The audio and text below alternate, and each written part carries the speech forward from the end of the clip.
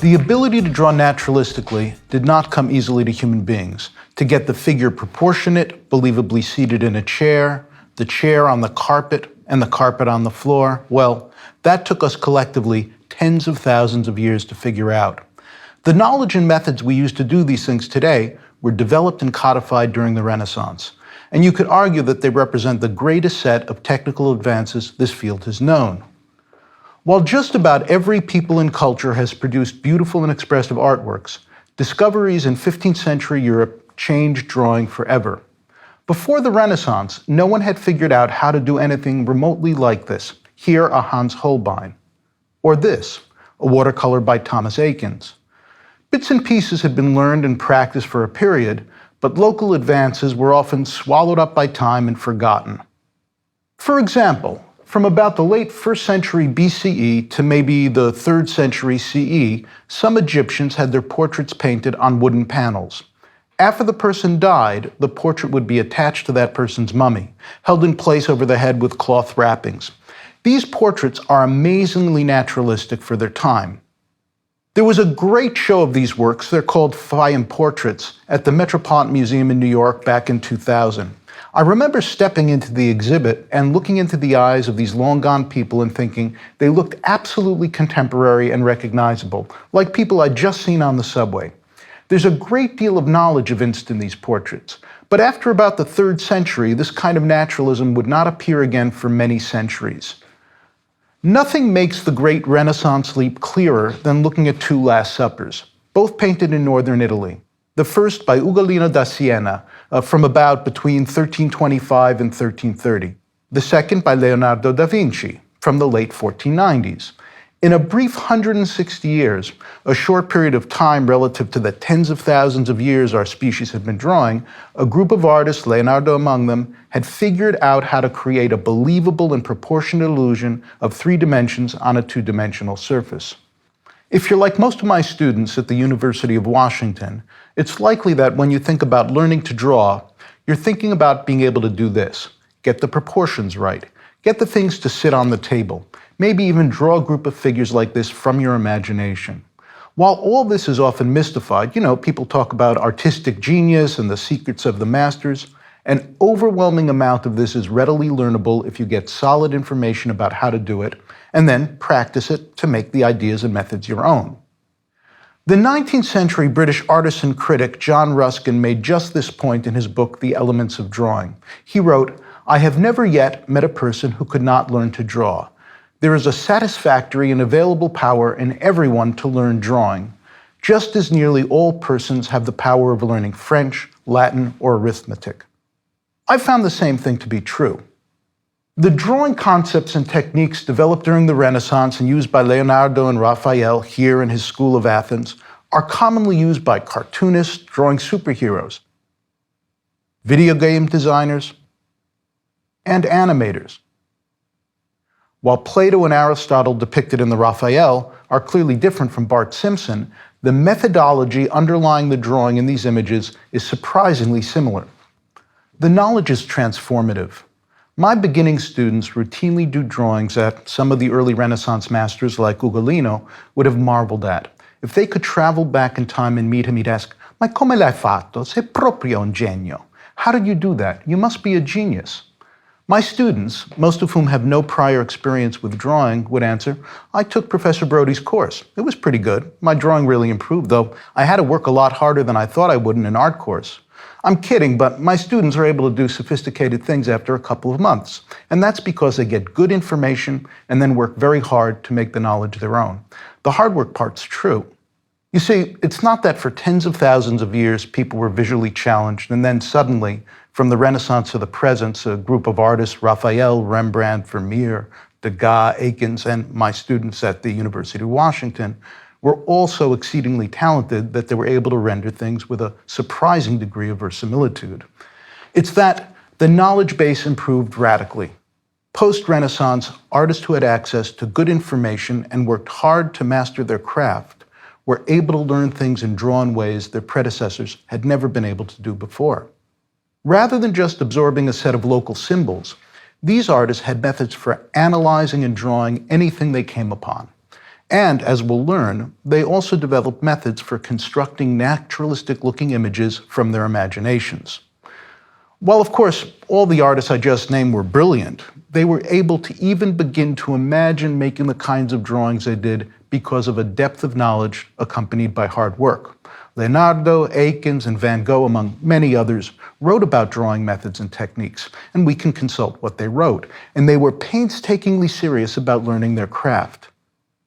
Even Degas, seemingly one of the most facile artists to have walked the planet, famously said, "I assure you, no art was ever less spontaneous than mine. What I do is the result of reflection and study of the old masters. Of inspiration, spontaneity, temperament, I know nothing." So the good news is that all this is very learnable. I suppose the bad news, if you see it that way, is there's a lot to learn and it requires hard work. It's rewarding and engrossing, but there aren't any shortcuts. All this leads us to the subject of artistic talent. I'm often asked if you can teach someone to be an artist. Oddly enough, the answer is a simple yes.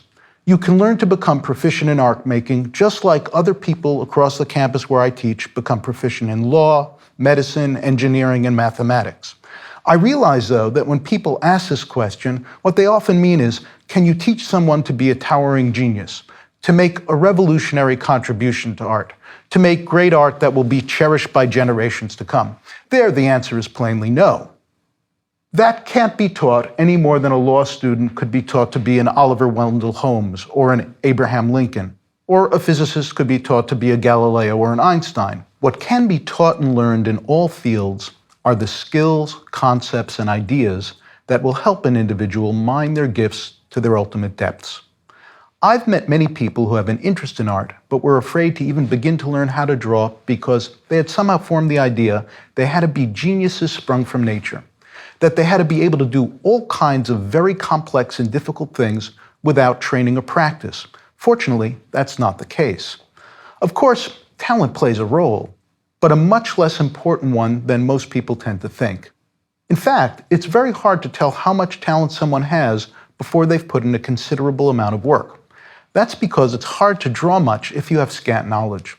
Acquiring knowledge and putting it into practice are the two essential keys to finding out how well you can draw.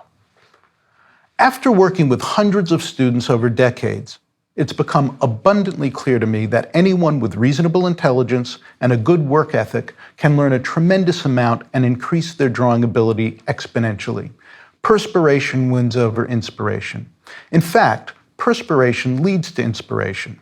Those who work consistently are generally rewarded with insights and exciting outcomes. As Matisse is reported to have said, "Don't wait for inspiration, it comes while one is working." So, how long does it take to learn to draw well? The 19th century Brit, John Ruskin, gives this advice. "Supposing then that you are ready to take a certain amount of pains and to bear a little irksomeness and a few disappointments bravely, I can promise you that an hour's practice a day for 6 months, some 150 hours practice, will give you sufficient power of drawing faithfully whatever you want to draw." That squares with my own experience. At the University of Washington, we're on the quarter system. Courses last about 10 weeks. Intro drawing meets twice a week for a total of 6 hours. Students who excel report spending an additional 10 hours a week on homework. 16 hours a week total, times 10 weeks, 160 hours. Close enough to Ruskin's 150. Students who engage at this level improve substantially.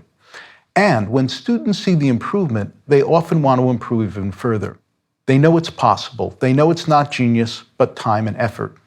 The French impressionist Camille Pissarro wrote, "It is only by much drawing, drawing everything, drawing unceasingly, that one fine day one is very surprised to find it possible to express something in its true spirit." But it's not just a matter of quantity of hours. I've encountered students who are passionate about art but hampered their own progress. They were afraid their creativity and spontaneity might be damaged by too much knowledge. I've never heard of anyone else in any field say this, but let me assure you, I've never seen this happen, not once, only the opposite. There's no piece of knowledge or ability which, in and of itself, can do you any harm, and most will do you good. The worst you'll do is waste some time, paper, and ink. Another often related mistake some of my students make is to avoid working on what they're not naturally good at. They feel comfortable with line and pencil, but not with value and charcoal. Or they like gesture drawing, but don't like linear perspective, or vice versa. Those who do best apply themselves fully to everything, and in fact, apply themselves with extra energy to the things they have less of a knack for. The reason why is simple. All of this knowledge is important. You're better off knowing more, having more craft, rather than less.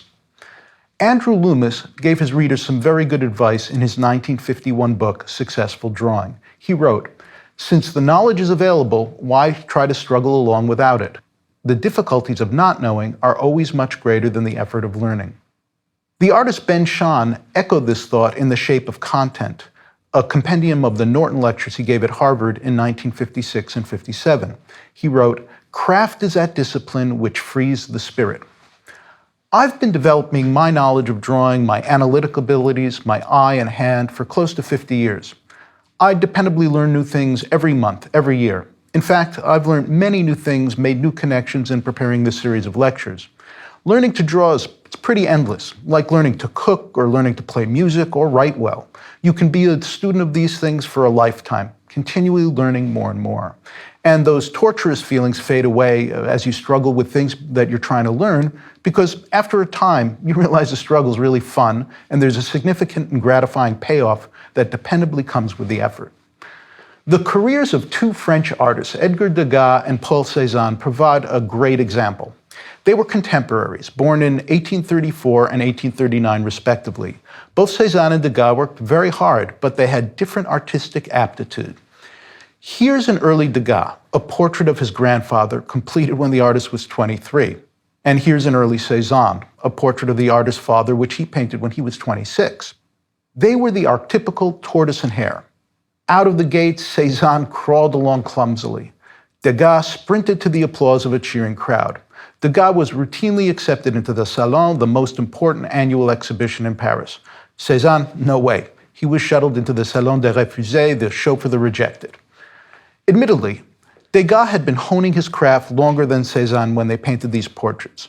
But overall, it took Cézanne a lot longer to put the pieces together than it did Degas. And I'm not aware of a single Degas that's anywhere near as awkward as what Cézanne produced during his early years, nor is there a single Cézanne that can match Degas for what most would call grace or elegance. That said, Cézanne is commonly regarded as the more important artist. He's often referred to as the father of modern art. Picasso called him the father of us all. His very struggles with proportion, shape, the illusion of volume, and depth of space pushed him to discover new ways of drawing, things that simply would never have occurred to Degas. It pushed him into some revolutionary territory. Some people get things quicker, others take more time. We don't all synthesize things in precisely the same way. Learn like Cézanne at your own pace, be patient, be doggedly persistent, and have a sense of humor about the inevitable struggles of getting things right. How quickly and nimbly someone learns something has little bearing on longer-term results. Learn for yourself, for your own sense of mastery, work consistently at your own pace. You'll continually find yourself improving. I started out by saying that drawing took a leap forward during the Renaissance. But that's not to say that human beings weren't making interesting and beautiful drawings long before the 1400s.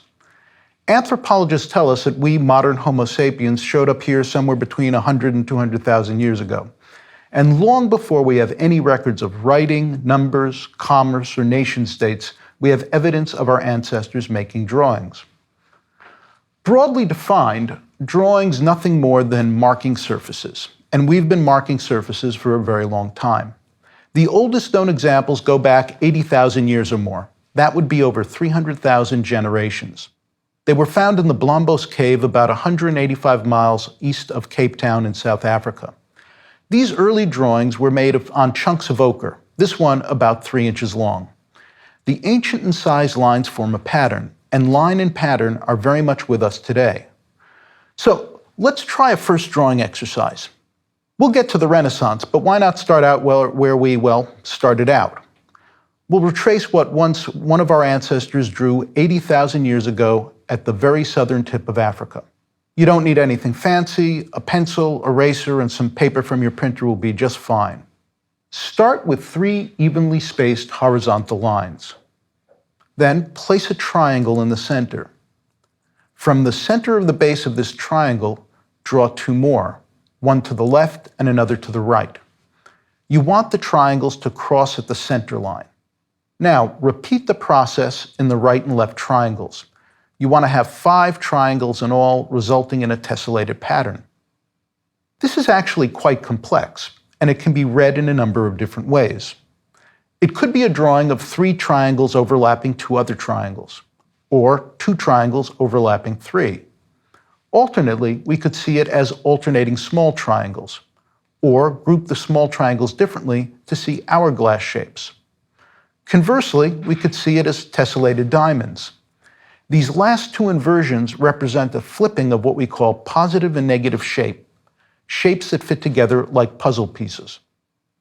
We'll pay a lot of attention to this idea in later lectures, but returning to this drawing now, we could stack a second grouping above the first to create even greater complexity. Give it a try. The pattern you've drawn contains a fractal. Now, a fractal is a figure where the constituent parts are identical in shape and only vary in scale. Here, triangles. This fractal is called the Sierpinski triangle, named after Wacław Sierpiński, an early 20th century Polish mathematician who wrote about it.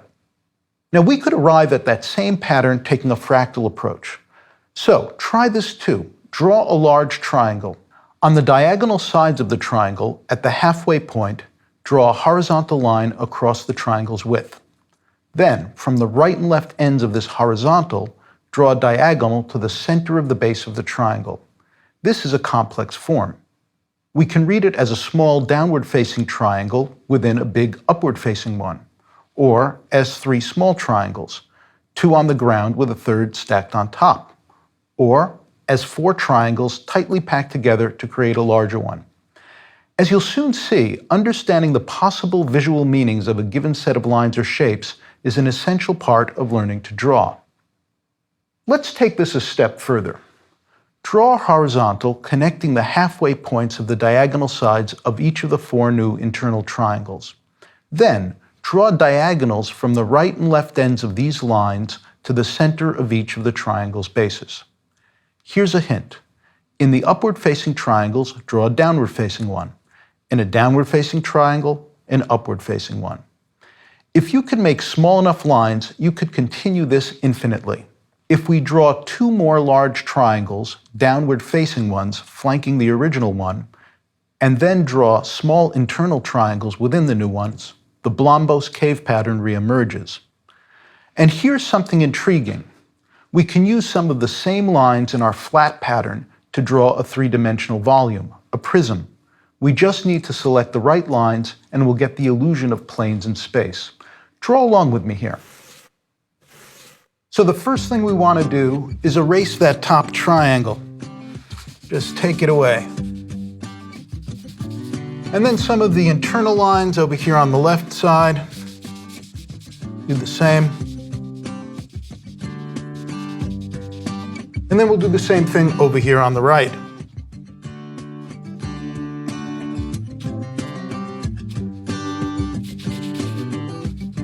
And I'll bring back this line a little bit.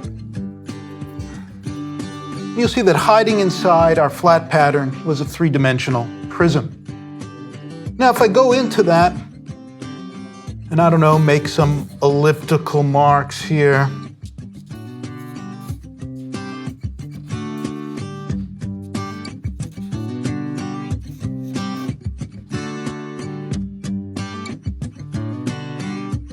We can transform that geometric structure into something recognizable, a piece of Jarlsberg. And if then we begin to add some value to show the effects of light, cast shadow,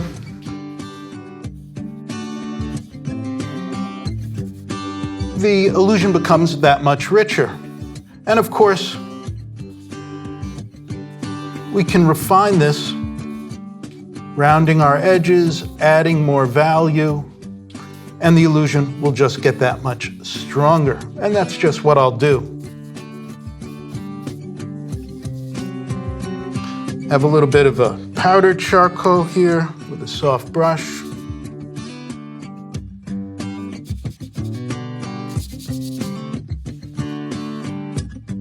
Work that in with another brush.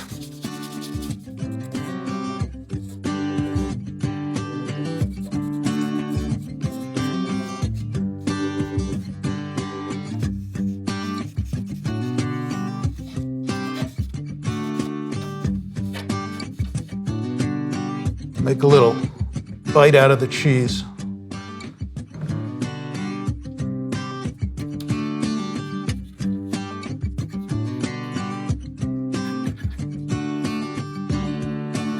Make some of the edges a little more rounded, a little more natural.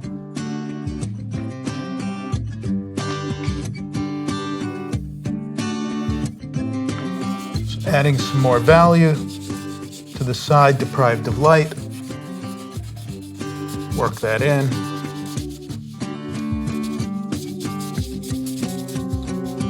And we might want to bring some value into the light side, a light value.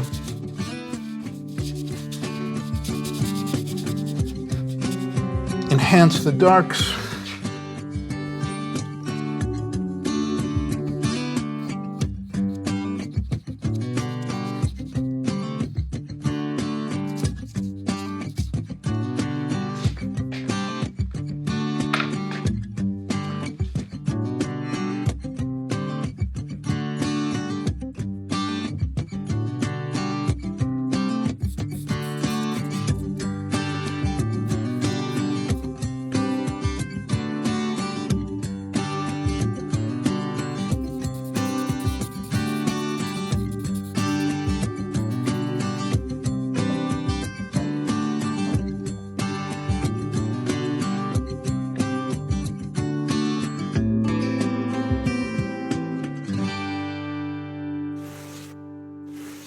If you drew along with me here, you've already drawn line, shape, pattern, volume, and light and shade. In the coming lessons, we'll be studying all of these subjects in great detail. It's central to what's magical about drawing. When we write, we think of a piece of paper as being flat. But to draw, we have to learn to see it as a depth of space. We want to look at the four edges of the page and see them as four sides of a window frame. The white surface becomes a depth, like a room or a landscape, that we transform through the use of line, shape, mark, and value to suggest volume and space. What we just drew reveals something about how we do this, how something flat and abstract can be nudged to create the illusion of dimension and representation on the page. Measurement, pattern, abstraction, and figuration all flow together on a continuum. Many artists and professors say that learning to draw is all about learning to see.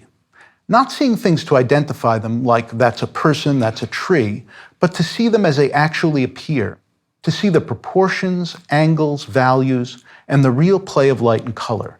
That's much harder. It requires looking analytically and abstractly. In his book, Successful Drawing, Andrew Loomis wrote, "Drawing is really difficult only to those who do not know what to look for." And there's a peculiar paradox here. In order for us to draw things in a naturalistic or realistic way, in proportion, we have to learn to see them abstractly. If you're seeing a lot more in the humble lines we've been drawing than when you first looked at the little chunk of ochre a couple minutes ago, you're beginning to understand this. You're beginning to learn to read visual language at an abstract level. Simple lines can have multiple and complex meanings. Lines create shapes, shape, pattern, and shapes can also be arranged to create the illusion of three-dimensional volume. Those volumes can be transformed to appear like things in the world around us. Pattern itself has fascinated artists for, well, at least 80,000 years. We'll consider it more fully in a later lecture. The Blombos cave pattern emerges across history. We find a variation in the 12th or 13th century mosaic floor of the Duomo in Terracina, Italy, and as the underlying structure of a 1968 painting by Frank Stella called Mitered Squares. Note the alternating diamond in the center and hourglass shapes on the right and left. So, the ancient pattern we just drew has a distinguished lineage and can boast amazing longevity. In fact, I was editing this lecture on a flight from Chicago to Seattle and happened to look up from my laptop. Couldn't help snap a shot of the upholstery on the seat back. While drawing has changed over time and place, there's clearly been a lot of continuity and recycling over its long history. It's one of the oldest human activities we have any record of, been going on for at least 80,000 years. To give some perspective, we've been planting and harvesting for about 10,000 and reading, writing for a mere 3. And this is mirrored in an individual life. Drawing or scribbling is among the first things we do long before learning to read, write, add, or subtract. And while many people stop drawing as they move out of childhood, many others, perhaps more than we might initially think, use some form of drawing in their work. Architects, engineers, illustrators, fashion designers, animators, video game designers, and mathematicians may all use some form of drawing in their work. Even in the realm of finance and business, communicating with images, charts, and graphs is routine. Collectively, we're great creators and consumers of visual language. Most of the drawing we know of, at least measured in years, is prehistoric and took place in caves. You've likely seen examples that feature mammoth, bison, and horses, like this one from Chauvet in France. The oldest cave drawings date back to about 40,000 years ago. It's incredible to think that it took 40,000 years to get from Blombos to the earliest cave drawings, then another 40 to get from those to the present, so they represent the midpoint in our history of drawing. This practice continued in Europe for about 30,000 years, with some caves being used repeatedly for thousands of years by generations of our Paleolithic ancestors. And there are other examples of early cave drawing from all over the globe, from India and Southeast Asia to North and South America, including some relatively recent 6,000-year-old examples in Tennessee's Cumberland Plateau. So cave drawing wins the longevity contest, tens of thousands of years of it. In contrast, people have been drawing on paper for a little over 2,000. It was only invented in the 2nd century BCE, in Han Dynasty China, and its method of manufacture was kept secret from the West until the 8th century CE. During the historical period, just about every culture or civilization on every continent practiced drawing in one form or another, and there are stunning examples from every corner of the globe. And in fact, many of our earliest written languages have origins in drawing. Chinese, spoken by over 1 billion people today, has its roots in an ancient picture-based writing system going back to at least the Shang Dynasty, that's over 3,000 years ago. And the modern written language retains many picture-based characters. The character for person in Mandarin Ren looks like stick figures, like the ones most of us drew as kids, though without the arms and heads. If you want to write crowd, just pile up 3 ren to get zhong. The character for wood or tree is mu, and you can see it depicts deep roots, above it the ground, and above that a comparatively short tree trunk. If you want to write forest, draw 3 trees to get sen.